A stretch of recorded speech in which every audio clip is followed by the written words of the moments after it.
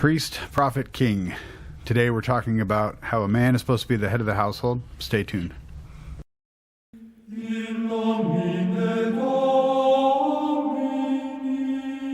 morning, good afternoon. I almost said good might. I don't know what that means. But good morning, good afternoon, wherever you're watching this. Hopefully you're having a good day. Today we're talking about the man's role in the household. Specifically how he's supposed to be the priest, prophet, and king of the household. So I know that alone comes with a lot of negative connotations. People think that somebody calling the man the king of the household can be a negative thing, and some of that has to do with modern feminism, or feminism in general, and a lot of that has to do with men simply failing because men are human and some are worse than others, so they start to look at it as more of a possessive, I'm the owner of the household, I'm the owner of everybody's lives, and so we're here to kind of talk about the differences and what it means to be the priest, prophet, and king of the household. Sounds good. So let's break this down into three parts. Let's start with priest. What does it mean to be the priest of the household? Right. So some of these, and I will put a little snippet myself as well. It took me, I've heard this phrase, theology, before. Man is the priest, prophet, king of his household. I think I understood it to an extent. The priest one, I think, was the most obvious to me. Prophet, most vague. King, like you said, kind of maybe muddled, because what does that mean? So hopefully we can dive into that a little bit and figure that out. But I thought the prophet was more... Like, that sounded weird, but we'll get to that. Yes, we'll get to that. But priest, so what does it mean to be a priest of your household? So I think primarily you have the role in the house of leading your family to the faith, toward the faith, educating them in the faith. You also have the authority to grant blessings to your wife and your children within the household. And praying, blessing things in general, blessing the food before dinner, before breakfast, whatever the case is. So I think those are some of the couple of things that stand out to me right away about what it is to be the priest of the household. There's probably a few other things. I think one quick differentiating, it's not your right, it's your duty. Responsibility, yes. Yeah, because some people might say, well, yeah, so you're taking ownership of the whole house and you're dominating everybody, and I think overall the same thing rolls through this whole episode, is that you're going to be the point is to be pouring yourself out for your family, pouring yourself out to serve your family, because your goal is to get them to heaven, your goal is to get your wife to heaven, her goal should be to get you to heaven.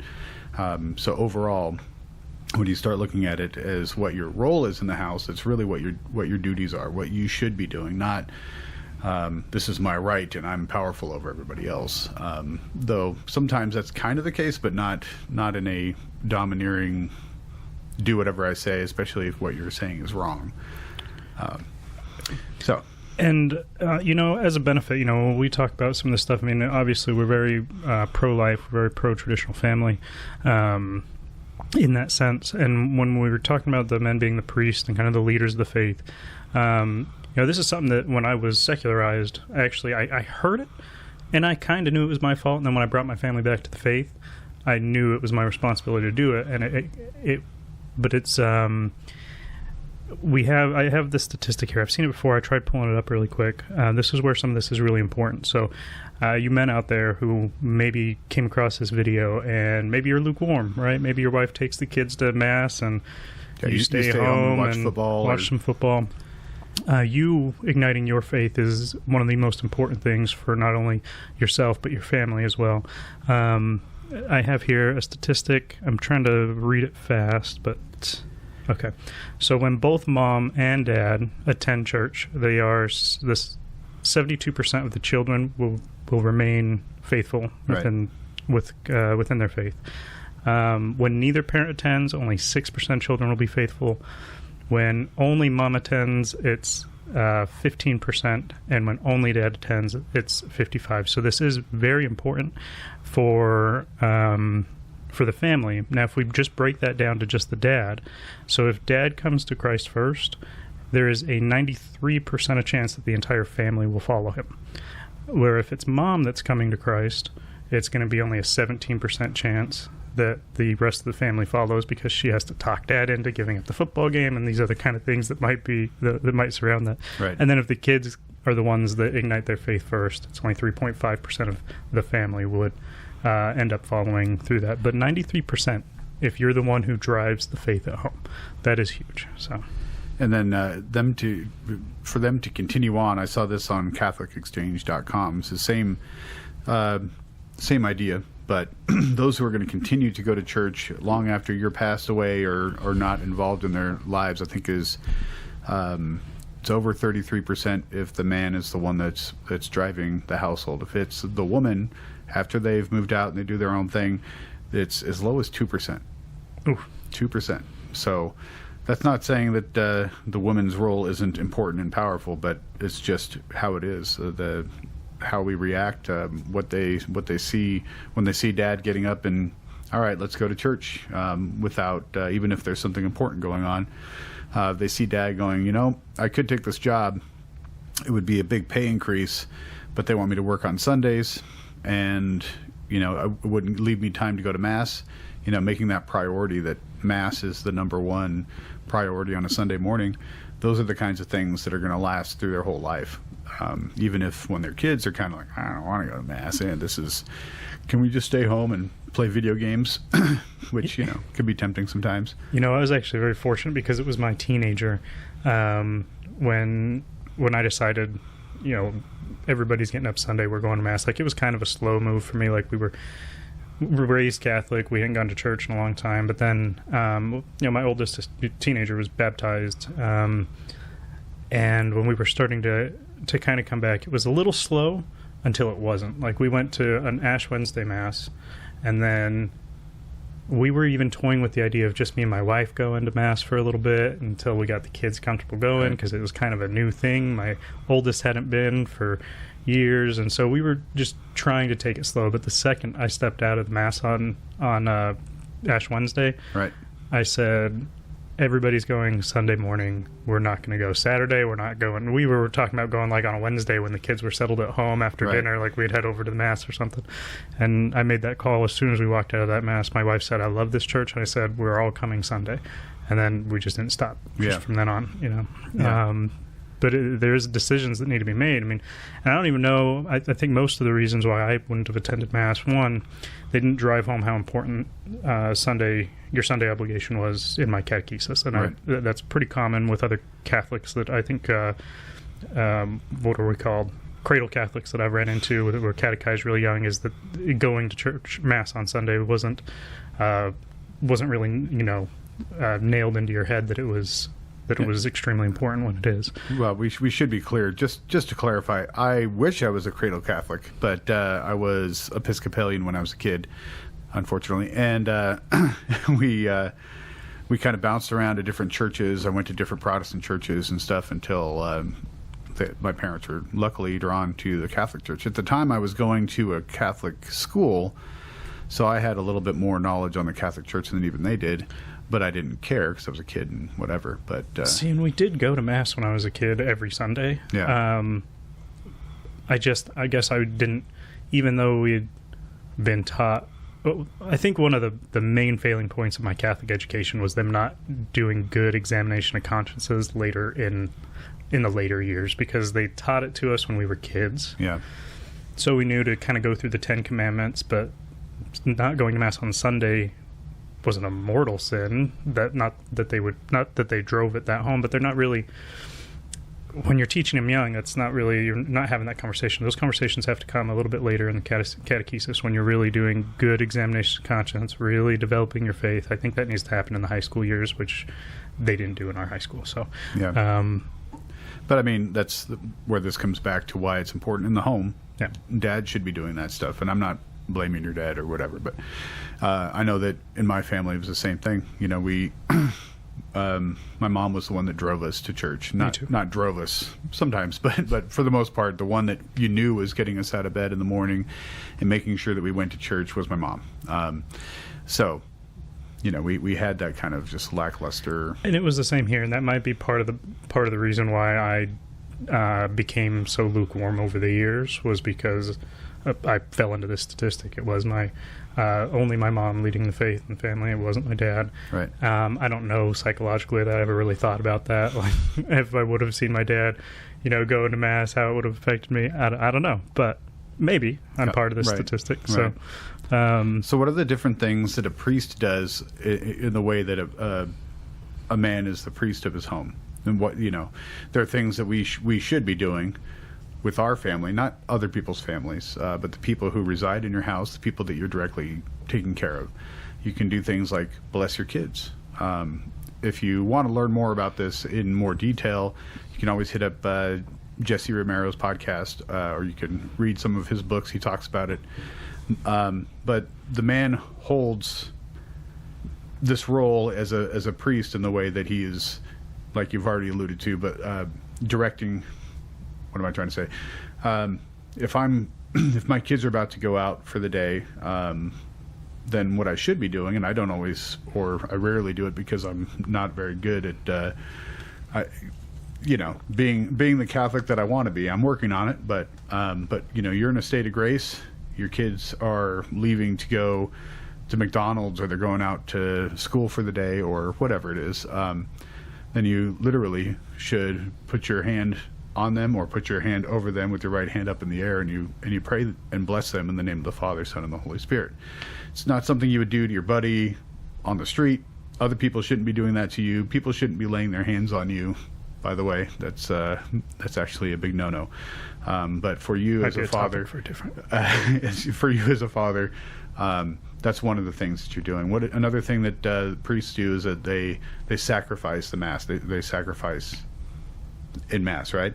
And that's something that we're doing as fathers, or we should be, is sacrificing our time, sacrificing, and again, leading the prayers, just like you would see your priest doing in a mass or whatever. Sorry, now I'm rambling. No, you're fine. I think I've got another couple that might kind of go in tandem with this, and this is something that we did shortly after coming in, which is also cleansing the house in a sense, right? Making sure that, especially not using sage though, right? Not with sage, holy water, right? So, but one of the things is coming back into the faith after being out of it, is we did find, as we're going to mass, and then I'm starting to notice, those crystals that my wife had when she was, when she was doing that, when she was, secularized with me, or that dream catcher that person gave me, or these other kind of occult items that are in the house. Part of your role is to go sweep those up and get rid of them. And I guess part of that kind of leads into the next thing, which would be, having that domicile church. So your house, your home, really should be a church away from church. So filling it in with holy imagery. We have a altar at our house, I guess you can call it, with we've got the crucifix, and we've got a Bible, and we've got a place to stop. It's right before we leave the house. So a lot of times, right when we're leaving to go to school, I make the kids all stop there. We say a prayer before we leave. We move on. We've got holy water there. Right. We've got holy water fountains at our doors. Just trying to do anything you can to make the house as much like church as possible. Right. And running with that. So I think cleansing of occult items, like I mentioned before, would be part of making it into a church. So. Right. So there's a lot of ways that you can think of what a priest does, but think of what a father does. Father/priest. So there are a lot of similarities when you really break down what a priest is. I know that a lot of Protestants say you call no man father, but they're not reading the whole context of what that means. But I don't know. I think there's a lot of ways that we could talk about the priestly duties, but in a nutshell, that's kind of it. It's just you're the spiritual. Your people are looking to you to be the guide in a spiritual sense. And so I think right there, we should probably take a quick break, and we will be back to talk more about prophet. What the heck does a prophet mean? How are you a prophet in your house? So we'll be right back. People are celebrating something that's evil, but it's not just the sin of the sexuality, and that's multiple times in the Bible, but it is the celebration of that sin. It's a celebration of sin in general. It's a celebration of being against God. It's kind of what you were saying before. All right. Thank you for thank you for watching, I guess. But hopefully you enjoyed the little thing that we slipped in there on our break. Whatever. All right. So now we're going to talk about what it is to be the prophet of the household. And what might surprise you is it doesn't mean that you're a mystic somehow and that you know the future. I'm sure there's probably people out there that... I was going to say, don't discount it. But... there are Catholic mystics out there. You're not called to have powers that are beyond your... you take up the role. That doesn't mean all of a sudden you're going to be able to tell the future. It's just... Or anyway. can you? So... In a way. In a way. Yeah, and this one, I know you mentioned earlier that I said the kingly was a little weird. When I referenced that, I meant weird as in the kind of thinking about it as if you are domineering all the time, borderline, I guess, being worshipped, bowed to, treated like a king, that kind of thing, which it's not that. We'll get to that in a minute. The prophet one was definitely to me, the oddest one because of what you just said. What does that mean? What does it mean to be a prophet of the household? Right. Am I supposed to be getting two-way communication with God here on behalf of the family? I don't know, because I didn't understand it. This is something I came to understand a little bit ago. I think the best explanation I looked into, and I'm going to probably butcher it because I don't have it in front of me, but I'll kind of give a synopsis. Synopsis. That's not the word I wanted.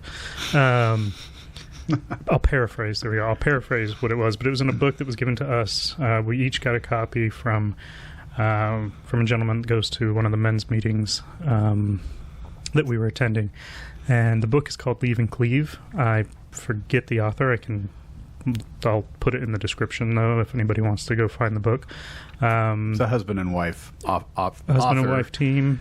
I can't talk. Apparently, I'm turning into Porkity Pig. Co-author. Porkity. Oh, jeez. But since they're talking about husband and wife and family, they do touch on the priest, prophet, and king part. And their description of prophet, to me, was the clearest one that I've ever heard. I just saw somebody coming up the stairs. Oh, no. Was the clearest one I ever heard. Not that I've heard a lot of people explain to me what the prophet part meant anyway. But so when you say see into the future, you would typically think as a prophet seeing into the future, like, Revelation, right? However, the way it's explained in the book, again, forgive me for paraphrasing this, but it's you have a responsibility as the father to see into the future and warn your family, which are things that that the prophets would do. They would see what was coming from God, and then they would warn the people to stop doing what they were doing, or the thing from God would happen, the punishment, whatever.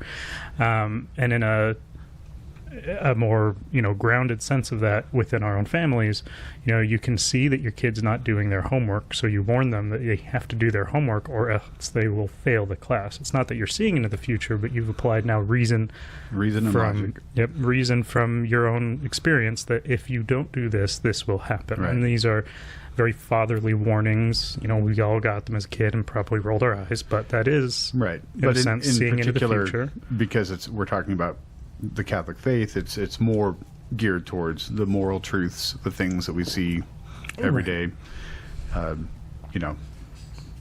Every day our kids are exposed to more and more garbage, and the culture brings that stuff up, and it's our job then to warn them about what those things can lead to, and what kind of things kind of seem, what's the right word, innocuous. They kind of seem like they're not really all that threatening.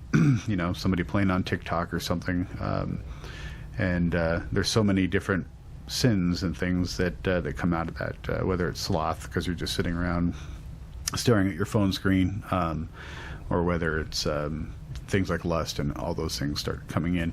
Those are the things that we don't give our kid a smartphone, or if we do, it's got serious controls on it, or that's just one example of many that. But that one I think is pretty big nowadays because that's one of the main places where evil seeps in. Is the kids have the screen in front of their face and they're being told by all sorts of people in the culture that are of this world, and not just part of the world, but they actually think that the world matters and everybody else's opinion matters, and so now they're projecting that into the minds of your kids. So that's one small example of where you might be like, no, my kid's not going to have a smartphone, or he's going to have protections on it so that I can make sure he or she's not getting on something that is going to scar him for the rest of their lives. All right. And when you take into a spiritual, I mean, your role as a prophet is going to bleed over as both from a faith-based sense and just a practical lived experience sense. So I think that prophet role is gonna fulfill both. But I think something more like what you were talking about there with it being faith-based, that would be also we just did an episode on pride, right? That might be a very popular thing in a school, where you're telling your kid, you can't really participate in that kind of stuff because you are endorsing the sin of pride, because you're looking out for their spiritual well-being. Right. You know what's coming. Right. If this is what's this is what's being entertained. And you're going to use your logic and say, when you tell your friends that you're bowing out of that participation because it's not morally okay, your friends are going to come at you and potentially tell you you're an idiot or you're a bigot or whatever. So you're going to kind of prep them. Therefore, being again a prophet in a way where you're giving them the tools and the understanding to know, hopefully, how to deal with it when it comes, because that's just how it is. Yeah. So, fathers out there, if you've ever warned your kids, essentially you're fulfilling your prophet role, because that is what prophets do, is they warn about an upcoming thing. So if you've warned them, maybe even warn them on with your own wrath, right? Right. If you don't do this, I'm going to come do this, right? Yeah. That might be it. But you are warning them. You're giving them that time to prepare, that time to fix the correct behavior, whatever it might be, and then it's coming through. Did you have anything else written about prophet? No, I was thinking kind of about, just as a side note to that, when you're baptized, you have kind of what I like to call a mini Pentecost, where the Holy Spirit is upon you, right? And I think a lot of people are worried that they're not doing the right thing. They're not saying the right thing, or that they're going to say in any circumstance, whether it's with people they don't know, that they're trying to evangelize. Well, I don't know the Bible that well, but especially with your kids. That's where the Holy Spirit helps guide you through those things. You need to pray on it. You need to study, and all of those things will help guide you. But I think the Holy Spirit really will help you if your true intention is to do what's right for your children and to make sure that they're going to heaven, or for your wife, especially for yourself.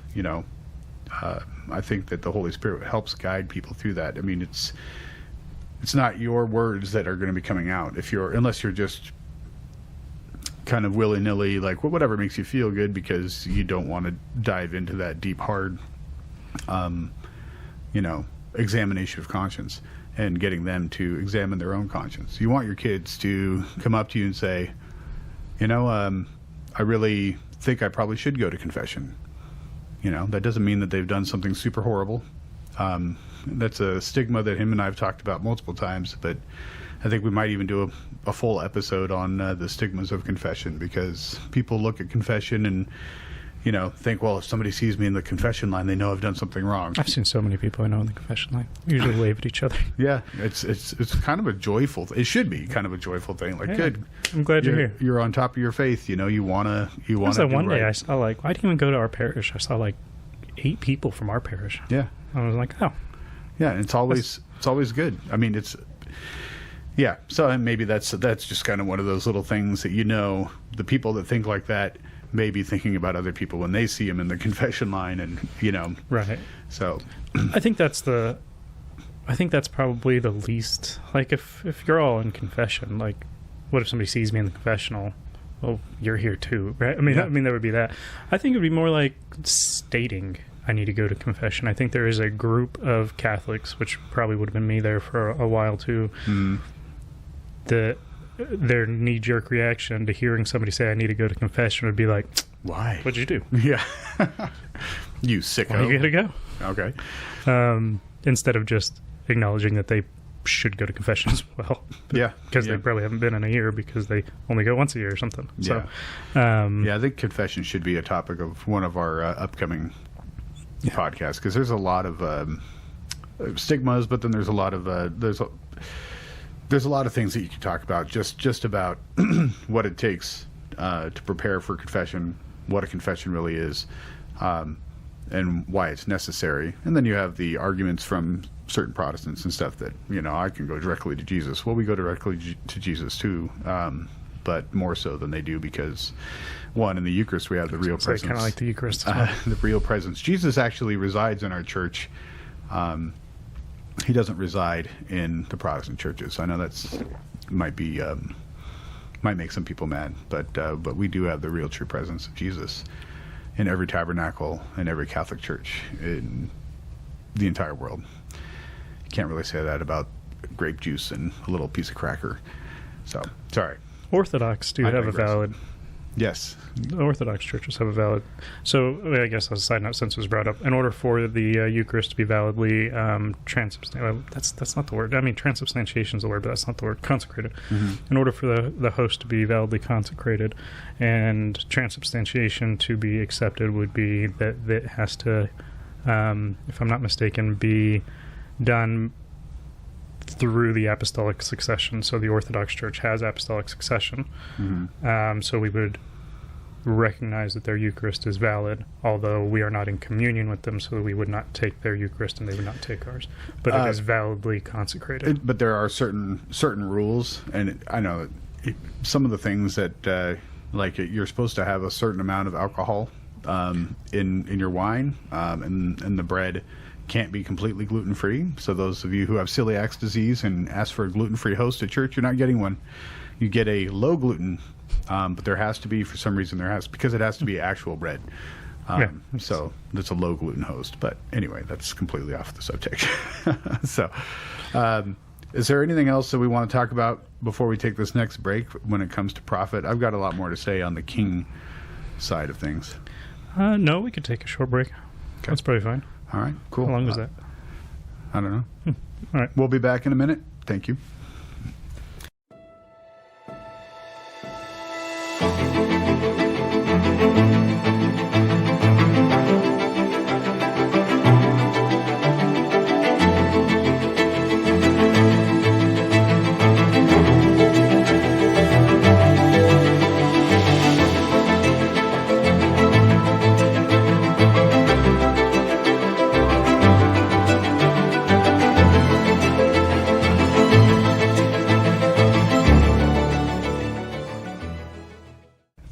Welcome back. Hopefully you enjoyed our break there. We are now going to be talking more on the king aspect of priest, prophet, and king. There are a lot of different ways to look at this, but I think as Americans, we have not the greatest. The same thing goes with Mary, because we call Mary the Queen of Heaven. People say, what? She's not a queen, like she's not our almighty leader and all this stuff. And Jesus is a Davidic king. So we have to look at kind of what a king is. When you have a king of a kingdom, what does the king do? You have a king of a household.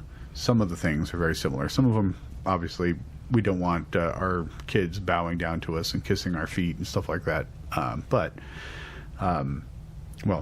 so let's just get into it. So, did you do any research on... I've got a little bit of stuff on king, too. Okay. I don't know if you want me to go first. Yeah, or... go ahead. So to touch on that, right, the kingly role isn't a role of... how did I read this? Isn't like a role over, like a domineering role, a controlling role, like maybe somebody would think of a king, everybody being subservient, and service all due up to the king. Right. It is not that type of role. The best way I don't know. I'm missing my notes anyway. Some of the things that the kings do, you just asked that. King protects his kingdom, right? Mm-hmm. So as the king, father, head of the house, you have a responsibility to protect your house Right. and the people within it, which would be your family, right? So you have a responsibility to protect your house, your family.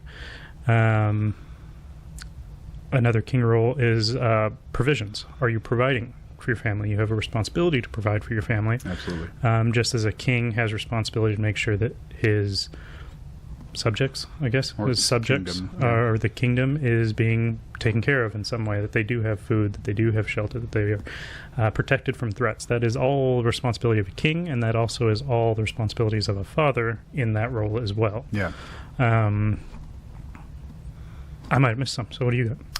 Well, so there's two different sides of when it comes to even just the protection aspect. You have the protection from what we've already talked about with prophet and priest, but those things still apply in that way where you have you're protecting your family from old hairy legs, right? You protect your family by teaching them the faith, by practicing the faith, showing them that that it's important. You're protecting your family by loving your neighbor, praying for your enemies, removing near occasions of sin for those around you and for yourself, so that they're less likely to walk into the snares that trap us all. And then you have the protection side of physical protection. And this one can be a little spicy for people because some people think that Christians are complete pacifists and, turn the other cheek and so on and so forth. Those who live by the sword die by the sword. Most of those things are brought up in like gun control arguments and stuff because they are not understood. Because in Luke 22:36, Jesus even says to sell your coat and buy a sword if you don't have one, which they respond that we have two swords. It's like, well, that's enough, right? So when it comes down to protecting your family, is it moral to defend your family in a deadly way? And basically, if we put it in a nutshell, the way the Catholic Church looks at it is that you're supposed to, you're not only, it's not only okay to defend your family or your life, but it's your duty to do so. You're not supposed to let your family get destroyed by, I don't know, invaders of some sort, people coming in, trying to attack your family. But that also, you also shouldn't be going in a road rage incident because somebody cut you off and bringing something, raising or elevating the stress in the situation to where now you've kind of caused it to get to a point where now somebody's got to use deadly force. Catholics are supposed to, and all people should, protect themselves so you're going to meet force with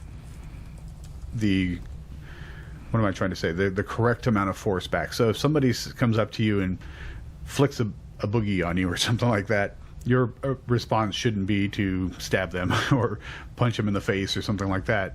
But if somebody's trying to hurt your family physically and putting them in a position where their life is in danger, then you are morally justified to meet them with deadly force. Of course, that shouldn't be your goal, but I mean, your goal is to stop whatever danger is coming at you and your family, and your duty, because your duty is to keep a roof over your family's head, to make sure they're going to church and stuff like that. Your duty is to make sure that you're around to do those things. So you need to protect yourself, protect your family. That doesn't just mean in a situation where somebody's attacking you and whatever. But it also means, like, try to take care of your health, and trying to love your neighbors, and trying to also show your kids that even the people that annoy the you-know-what out of you and frustrate you and you just can't stand to be around, you're still praying for those people. Your goal is you want them to make it to heaven. And so they should see that attitude in you so that they can have that same attitude out in the world. So. And to kind of tie into that a little bit with you, since you're making the point of not just that it's okay to defend or protect your family, but it's also a responsibility. This actually ties into Adam's sin as well, because in the fall of man, Adam's sin was not necessarily eating the apple. Adam's sin was failing to protect Eve from the serpent. So failing to protect was also deemed punishable to God because he gave us this family. We have a responsibility to protect them. Right. Not just you should. No, it's you have to. It's laid out. So I as you were speaking, I was kind of tying that together with Adam's sin. Another point that we haven't reached on too, which also kind of leads back into the priestly role, but a king is also a leader. Right. So a king leads his kingdom, whether that be into battle, whether that be to greener pastures because the fields dried up or something. They need a better river, but the point is that there's also a leadership aspect to this. Yeah. So you should be, as the man, as the head of the house, you should be leading your family in not only the faith, but in all really walks of life. Right. Well, a king, sorry to cut you off, but a king also, I'm trying to go along with what you're saying, he recognizes and should try to delegate as well. So he's not going to just try to take everything on himself. So let's say, I know I'm not as keen as my wife is, and so I will give her more of the responsibility there because we obviously talk about everything. We try to make decisions together when it comes to finances, but she might be the one that is better with numbers, or cooking in the house. Maybe the man's not the better cook, or maybe he is the better cook, and the wife doesn't. That's not something that she does as well. So I do most of the cooking. But or maybe schedules just make it so that because unfortunately so many of us have to work. Obviously it'd be better if we could have one income and one person working, or I just said the same thing twice. One income and one person being able to take care of the house, because both are equally as important jobs. And anyway, I digress. Where was I going with that? I don't know. I don't know where you were going, but we were talking about leadership. Right. Oh, yeah. So the thanks. Sorry, everybody. But yeah, so the leadership role being that you can delegate something, recognizing the strengths in your wife. She is your, your go-to. She is the person that you should be bouncing everything off, even if you don't necessarily use what she says. Isn't there a saying, Eve was made from Adam's side because there's something there. You've heard that before, yeah, right? Because it wasn't made from his head, not from his feet. So she's not over him and not under him, but beside him. I knew that. I knew the phrase. I just couldn't put it all together. Yeah, but yeah. I've heard that before. But yeah, I mean, when it all boils down to is that the guy is not because of his right to lord it over anybody, but it is his duty. So it is his responsibility. So that changes the way you should look at it. I'm not, you don't know what you're doing, woman. This is my decision. You go to your wife, you say, hey, I really think we should do this. What do you think? She says, oh, we should do this. I'm like, maybe you agree, maybe you don't. Maybe she has a better idea. But in the end, when you make up your mind, she should be your cheerleader. That's not a great verbiage, but she should be there supporting you and expecting that you're going to win. And that's something that came out of that Leave and Cleave book. Reading that was pretty interesting. So it's a good book. Yeah, really good. Again, we'll put it in the description. I should have, during the break, I should have grabbed it because I've got it downstairs. Yeah, and I left it. I was too focused on grabbing lights and stuff. Yeah. So today we're trying something different. Last week we had a couple different cameras set up. One of them didn't work. So now I'm looking at the different cameras we've got set up. We should do it in order. So we want to call this 1? 2, 3. Or is it 8? No, never mind. But yeah, so we've got these different camera angles. We're going to try editing that together, see how it looks. But we also put some extra lighting up. So I don't know if you guys can tell the difference. Maybe it looks worse. I don't know. I won't really know until we start editing. But yeah, so we're experimenting. We're trying to make our whole podcast better. for you guys. We want the audio to be good. We want the visuals to be good, but we also want what we're talking about to not be heretical. That's my main thing. Yeah. But also we want you guys to be, intrigued or entertained or whatever by what we're saying. So if there's other things that you guys want us to hit on, other topics that you guys would like to hear us talk about, it would be Comment. Yeah. Down on the bottom. Let us know. So we can come back, and a lot of the stuff that we talk about is because we don't know exactly what the church teaches, or one of us knows a little better than the other, or whatever. It's something that comes up in a conversation. So then we say, hey, let's do an episode. Let's so that we're actually getting to learn from it too, and hopefully we give you at least one little nugget that you can then learn on your own. We are by no means scholars, or which probably is pretty obvious. Theologians. Theologians, yeah. I can barely read half the time on this podcast. Though. Yeah, I don't like reading in front of people, let alone in front of a camera. So, so yeah, when I do, it's probably like nails on a chalkboard, stuttering nails on a chalkboard. What does the Catechism say about protection?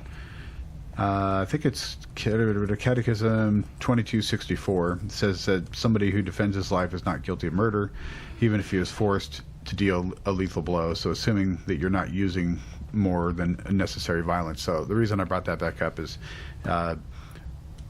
if somebody comes to you and you stop the threat, I don't want to be too graphic with my explanation, but if you were to take somebody down with a shot,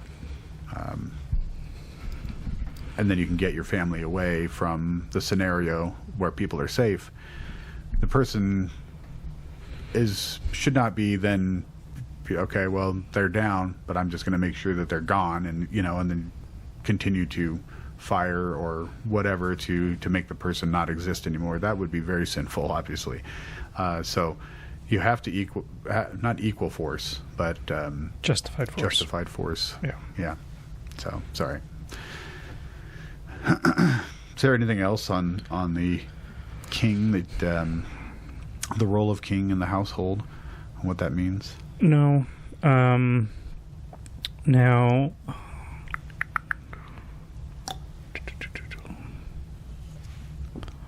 yeah. No. All these things tie together. They're all intertwined. They're not necessarily one thing. They're meant to imitate Christ and his role here, which was as the priest, as the prophet, as the king of the kingdom. So all these roles are meant to imitate Christ, right? Which we're all called to do anyway. This is just a breakdown of kind of in different ways how you should be doing it, as within your house, as a priest, as a prophet, as a king, because surely leadership is a kingly role, but you're also leading the faith is a priestly role. So a lot of these things kind of intertwined with each other. Delegation, some types of delegation, like I know that this would be better suited for this person, could be more of a prophet type. I know this, so do this thing, but again, they're intertwined with each other. So it's priest, prophet, king. It's all one role. Meant to imitate Christ. So obviously it needs to be spiritually grounded, or else you end up with, I'm the king of the house. I do not expect to come home and be bowed to and a martini brought to me and put my feet up and have dinner made. Right. I mean, maybe that happens sometimes. I don't know, but yeah, we definitely have people. Well, we're all fallen. That's just the nature of humanity. And we do have people who really lean into that role of I'm the king of the house. This is my domicile, and you must, follow my rules, or you're not worth anything. Like everything Catholic, everything needs to be done with compassion as well. So right. It's not always just domineering. Right. But again, I guess going back to that, it is your duty. So it's a responsibility that we should hold on to with, I don't want to say pride, but hold on to with true conviction, because that might be a good type of pride. Is that a good pride? Maybe. we just did a Pride episode. I don't know if you've seen it, but we probably advertised it earlier. But Yeah. go watch it if you haven't seen it. We did a whole episode. There is on a Pride. part in that episode when you get 3/4 of the way through, so where somebody threw in some Star Wars. Don't bring it footage. up. See, now I got to do it to this one too. And he just took the worst part of the first movie and put in only the good parts of the movies that he thought were better. And I'm just saying, Simply randomly chose the only good sections scenes from of the the first three movies. movies, And like then the compared lightsaber them. battles. Yeah, The Well, lightsaber battles. the That's a lightsaber very battle- important. But you think Star Wars, you think lightsaber. Yeah. So the lightsaber the battle. first has lightsaber to be more important. battle in the first movie, I guess technically number 4, was terrible. It was not great, but the overall movies were better. So they didn't have the technology to make them so cool, and you had old actors. You didn't have CGI to make them look like they could flip around and all that stuff. Anyway, sorry. Hence the reason the other ones are better. No, that's not how that works. Hey, but yeah, if you want to hear more about us talk about Star Wars, maybe we can do that too. I'll But find a different movie to argue about. yeah, probably. But yeah, like I said in the Goonies last isn't podcast, that great either. All right. that's like my favorite movie. I know. My wife's too. So at least just she's got watched good it, taste. actually. So anyway, thanks for watching. Comment, like, subscribe if you liked it. Let us know if you didn't like it. Pretend like you did. I don't know. Okay. Take care. See you guys.